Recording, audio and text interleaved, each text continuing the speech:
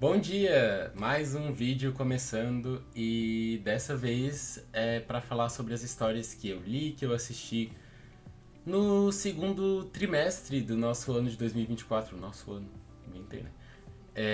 No outono de 2024, né? Como eu fiz há 2 semanas, contei as histórias que eu tinha lido e assistido no verão, né? Foi um pouco, bastante atrasado, né? Até o outono já acabou.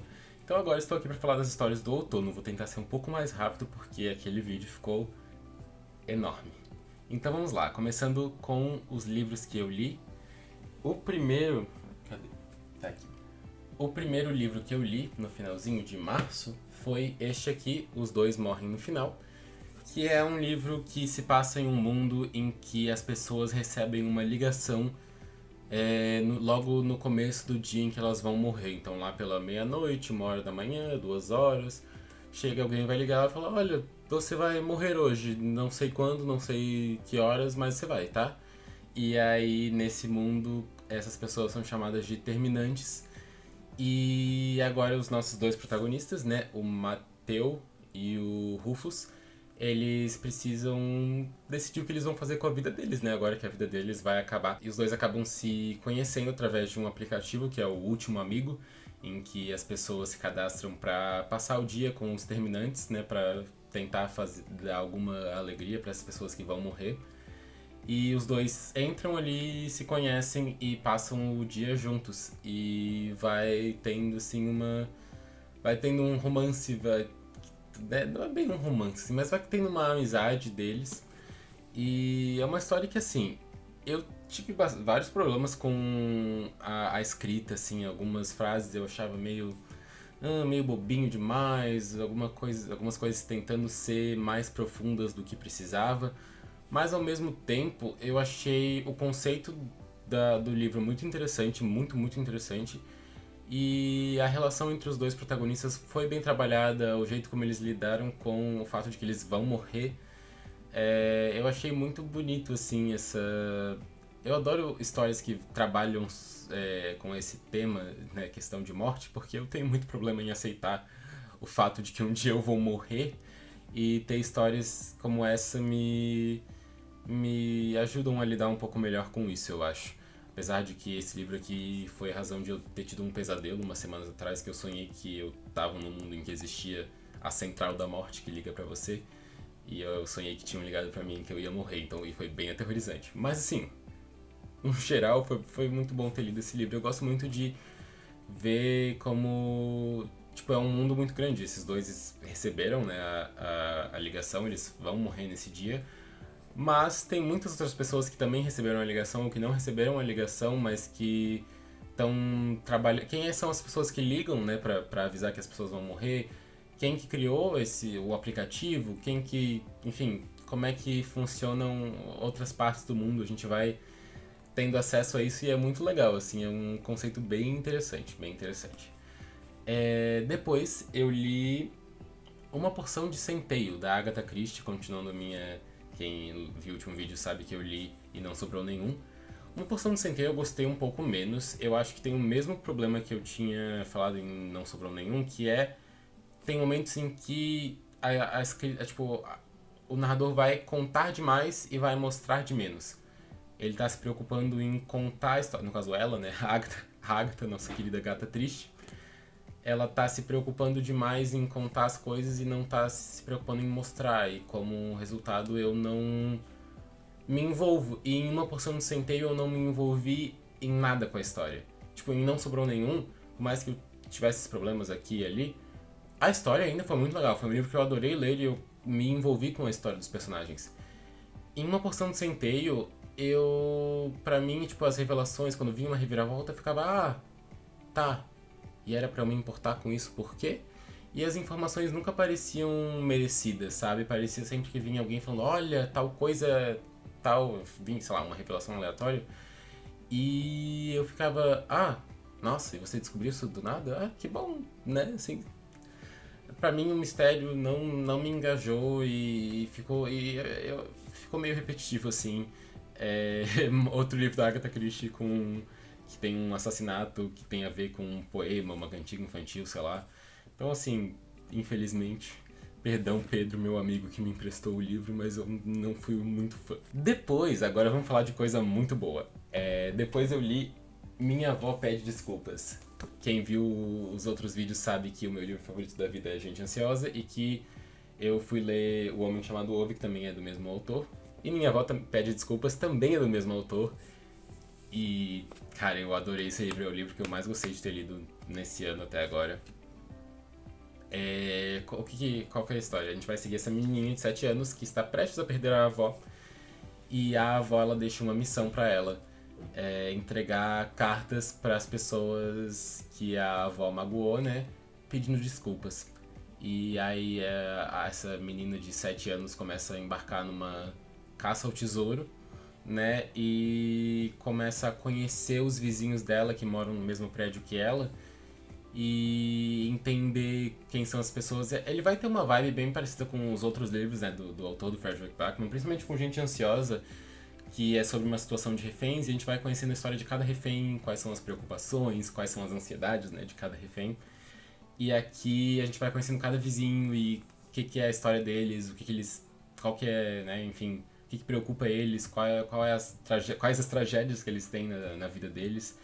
E a gente vai vendo que todo mundo tem muita gente ruim, né? Aqui nesse livro tem muita gente que faz coisas ruins, mas tudo vem de algum lugar, todo mundo tem alguma história, e aqui também vai entrelaçar com as histórias que a avó contava, porque a avó, ela contava histórias para Elsa, para nossa protagonista, de Miamas, que é um reino encantado. Na verdade são vários reinos, né? São a Terra dos Quase Despertos, tem 6 reinos, e um deles é Miamas. E tem vários personagens, e o narrador vai contando ao longo do livro algumas dessas histórias. E a gente vai vendo que essas histórias, elas são mais... elas são baseadas mais na realidade do que a Elsa pensava. Então a Elsa vai conhecendo os vizinhos e vai vendo... já ouvi uma história parecida em algum lugar. E é muito bonito, assim, tem... deixa eu só ver ver se eu acho uma citação legal aqui pra falar, porque tem umas citações muito legais. Deixa eu ver. Eu anoto as páginas que eu sublinhei coisas pra, né, ficar mais fácil de achar. Pô, acho que combinou, assim, aqui a citação. Elsa lembra que a vovó sempre dizia que as melhores histórias nunca são totalmente verdadeiras, nem nunca são totalmente de mentira. E eu acho que isso é muito real, assim, eu particularmente levo bastante isso pra minha própria escrita. E ainda sobre esse livro, eu acho que ele consegue nos botar na cabeça da Elsa, botar o leitor na cabeça da Elsa muito bem, botar realmente a escrita do Frederick Backman é muito assim, o jeito meio bobinho como ele escreve, nos outros livros também, mas principalmente nesse, realmente faz parecer que a gente está na mente de uma criança e a gente entende o mundo com a lógica de uma criança. O jeito como ele chama a mãe e a avó da protagonista de mamãe, vovó, e nunca pelos nomes, assim, a gente sabe, nem sei se a gente sabe o nome da avó, mas o da mãe a gente sabe porque os adultos falam nos diálogos, mas o narrador sempre fala, mamãe fez isso. Então é muito, cara, recomendo demais, assim, é a mesma vibe de, tipo, comentários irônicos, personagens que têm histórias trágicas que a gente não sabia e histórias que vão te fazer chorar e pensar, nossa, a vida é muito bonita e história que vai te dar um abraço, assim, então leiam Frederick Backman, esse autor é incrível e esse livro é muito bom. Eu gostei mais desse do que de Homem Chamado Ove, inclusive. Depois eu li... achei que tava aqui. Tá aqui. Tudo é Rio, da Carla Madeira, que é outra história com uma escrita muito bonita, o jeito que ela escreve. É o primeiro livro que eu leio da Carla Madeira e é uma história assim bem cheia de... É uma história bem lírica, assim, é uma história que parece um poema, sempre com descrições com várias metáforas e principalmente nesse caso Tudo é Rio, é o título da história, e são sempre metáforas com líquidos, sempre com metáforas de rio, fala que as coisas jorram e tudo. E ela conta a história de um casal que passa por um momento bem pesado e de uma prostituta cuja história vai se entrelaçar com a deles. E ele vai narrar assim, vai passar boa parte da história narrando os passados desses personagens, para além da história que eles estão vivendo, né, juntos no presente. E sempre de um jeito muito bonito, com uma vibe bem parecida com, acho que, os livros do Frederick Backman. Não o estilo de escrita, necessariamente, mas a vibe de abraço e de vai ficar tudo bem e de chorar muito. O final é bem controverso. E eu vou dizer que quando eu li, eu fiquei com um gosto ruim na boca, assim. Mas ao mesmo tempo, eu acho que ele... Tipo, não sei qual foi exatamente a intenção da autora, porque eu já li algumas coisas que pendem pra, tipo, alguns lados. Mas, né, a gente pode considerar o que a gente quiser, a gente pode tirar as nossas próprias interpretações. E na interpretação de que é pra ser um final que não necessariamente mostra o que é certo, só mostra a realidade e mostra o que é certo para esses personagens. E é um final bem triste, assim, que realmente dá um gosto ruim no coração. Mas ao mesmo tempo acontecem coisas boas, mas tem né, uma questão específica que você pensa, que horror, né? Mas as coisas acontecem assim, né? Então, sei lá, é um livro que eu gostei bastante de ter lido mas ele é pesado, mas ele é muito bonito, assim mesmo, a, o lirismo dele. Ele é muito lírico e muito bom. E pra finalizar, eu li Declínio de um Homem, eu ia falar Delírio, que é um livro sobre um homem que nunca se sentiu à vontade na sociedade, sempre se sentiu à margem, sempre sentiu que tinha que fingir pra ser aceito. E é um livro que a gente leu no clube do livro que montaram no nosso programa. A gente tem... Eu faço jornalismo, daí tem uma rádio na faculdade, assim, uma web rádio e uns programas sobre livros, e enquanto a faculdade estava de greve, o pessoal do programa, a gente fez um clube do livro e a gente leu esse livro, Declínio de um Homem. E eu tava com umas expectativas diferentes sobre o que esse livro ia ser. E eu não vou dizer que eu fui o maior fã dele, mas eu fui o grande fã de algumas partes específicas dele. Acho que a maneira como a gente consegue comprar que o protagonista, e é uma história que é bem semi-autobiográfica, bastante inspirada na vida pessoal do autor. É uma história que a gente realmente consegue comprar que o protagonista não se encaixa e realmente, tipo, realmente ele dá pra ver que ele tem alguma neurodivergência, e como alguém que também tem, é bem relacionável à maneira como ele sente sempre que tem que fingir pra ser aceito na sociedade, como ele nunca pode desagradar os outros e como ele parece que todo mundo tá sempre observando ele à espera de algum mini erro e daí vão julgar ele e é isso. Então essa parte foi bem relacionável, apesar de ser, né, nesse livro é bem exagerado, assim, é bem ao extremo, né? E é muito triste, na verdade, porque se é uma história semi-autobiográfica, o autor provavelmente também se sentia dessa maneira e é, assim, muito triste. Ao mesmo tempo, o personagem também não era a melhor pessoa do mundo, assim, na relação dele com as mulheres, principalmente. Então é uma história bem complexa. Eu não fui tão fã, assim, da trama, mas gostei de algumas partes. Só que a tradução que eu li, gente... Nossa, que coisa... Sério, é a coisa mais horrorosa que eu já li na minha vida. A tradução cheia de erros. Tipo, em toda página tinha erros de concordância, de ortografia, de, tipo, palavras que não tinham nada a ver uma coisa com a outra. E, tipo... Cara, assim, trocava o A sozinho, a preposição, pelo HA, né?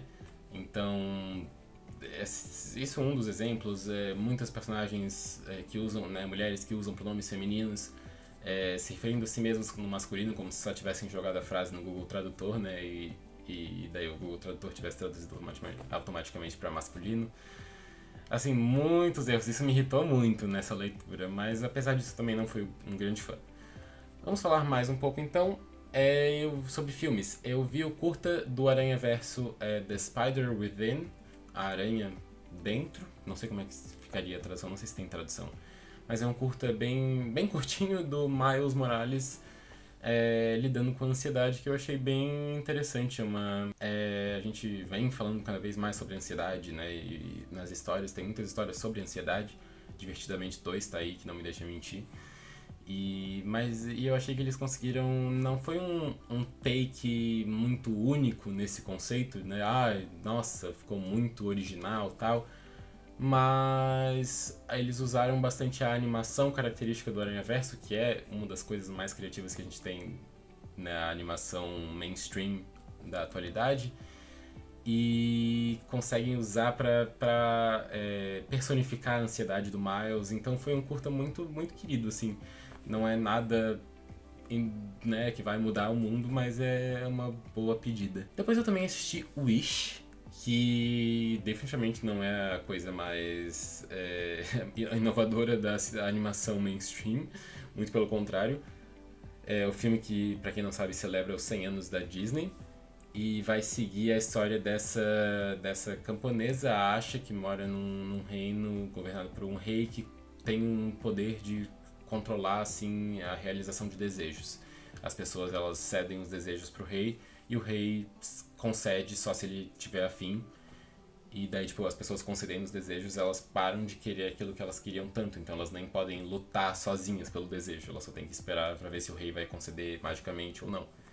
E daí essa menina acha, ela fala, pô, mas isso não tá legal, né? Não, as pessoas podiam pelo menos ter a chance de realizar sozinhas.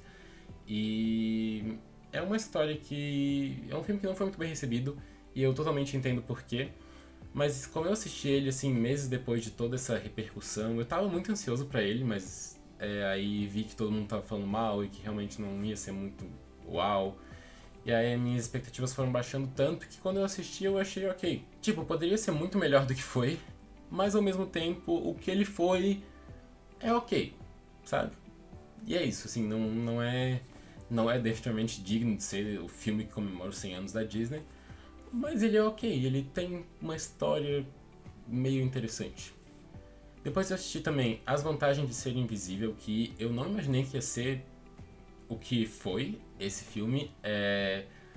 Eu achei realmente que ia ser um filme mais, assim, comédia high school, comédia ensino médio americano, e definitivamente não é só isso. É um filme bem... que vai tratar sobre questões mais sérias, assim, saúde mental, questões de trauma e de rejeição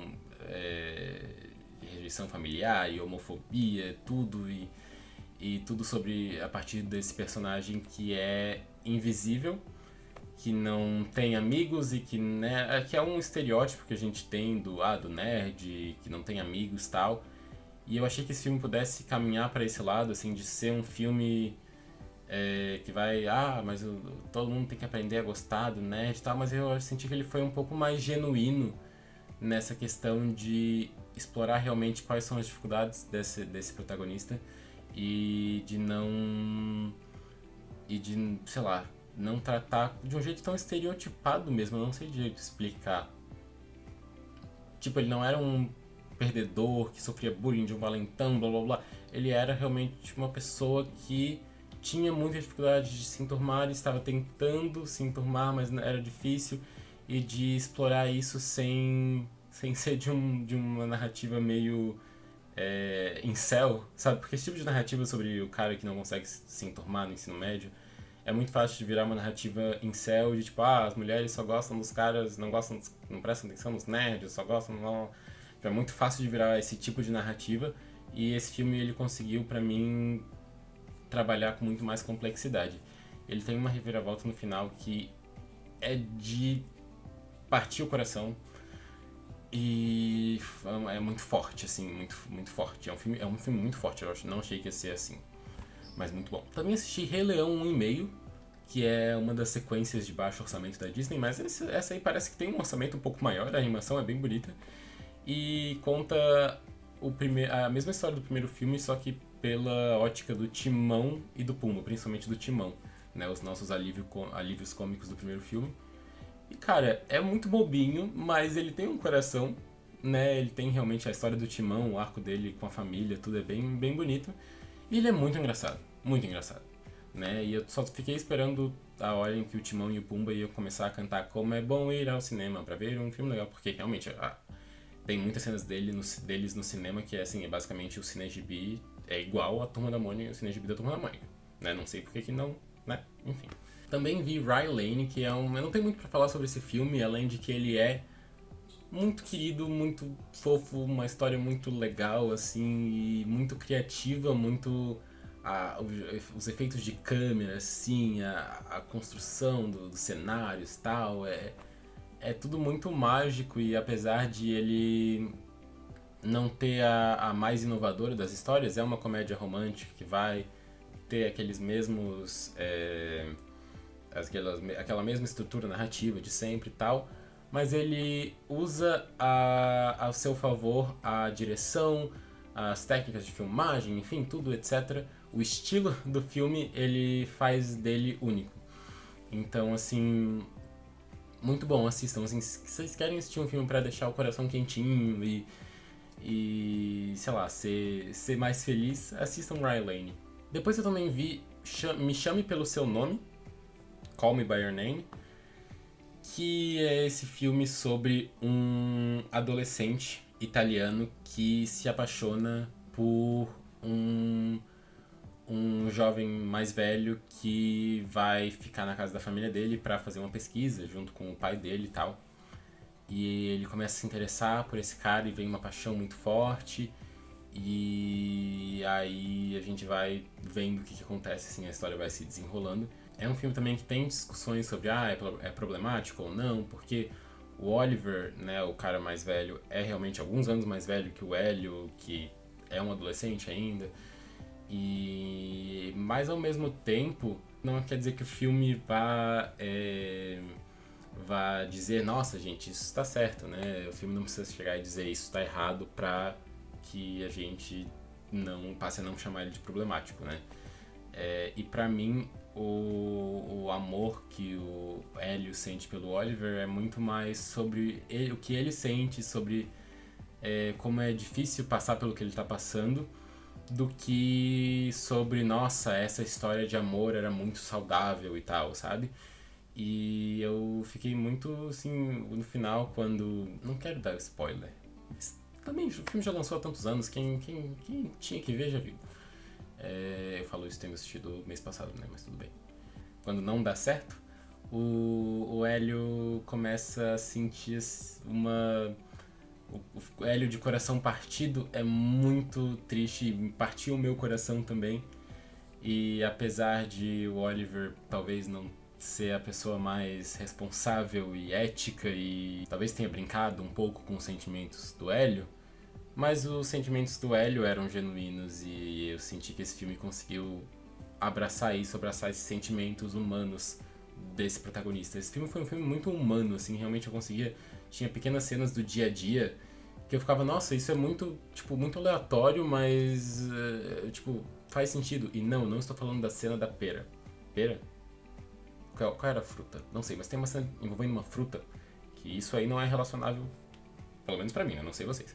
Mas eu estou falando de outras cenas que são bem relacionáveis. Depois eu vi Eutônia, eu assisti esse filme com meus amigos e, assim, quando o filme acabou, quase todos eles falaram, nossa, filme muito bom, mas eu não assistiria de novo, nem que me pagassem, me arrependi de ter visto agora.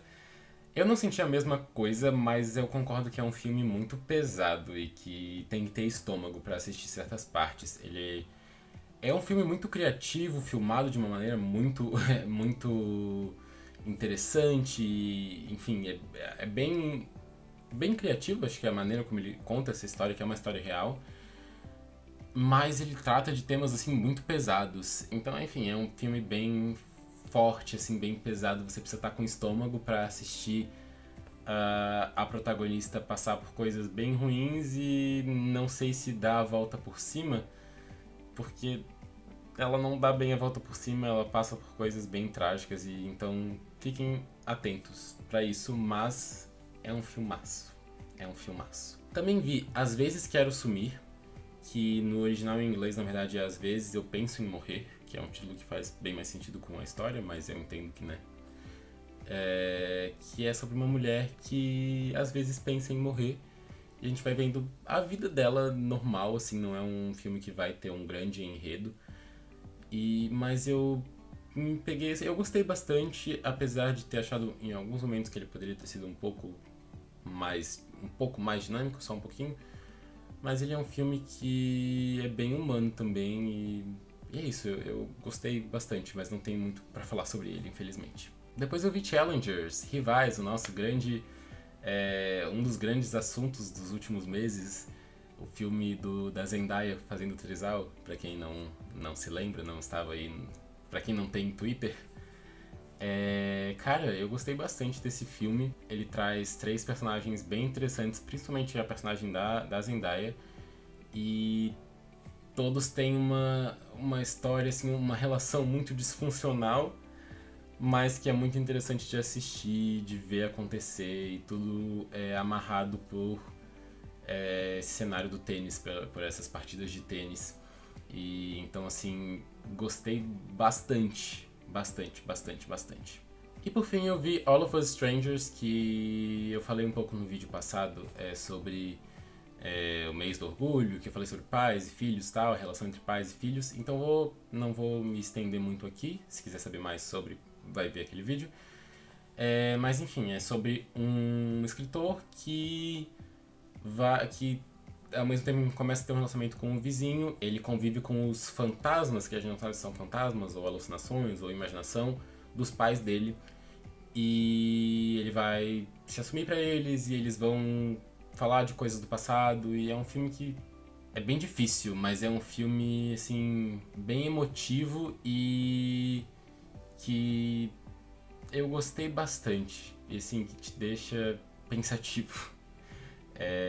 Mas é isso. Não vou trazer muito séries aqui, porque eu tô ainda bem no comecinho da segunda temporada de Modern Family. Eu já falei sobre a primeira no vídeo passado, então vou deixar pra depois, porque não avancei muito. Vi o comecinho da segunda temporada da Casa do Dragão, mas vou deixar pra falar quando tiver a temporada completa. Enfim, é isso. Obrigado por assistirem, um beijo e até o próximo vídeo.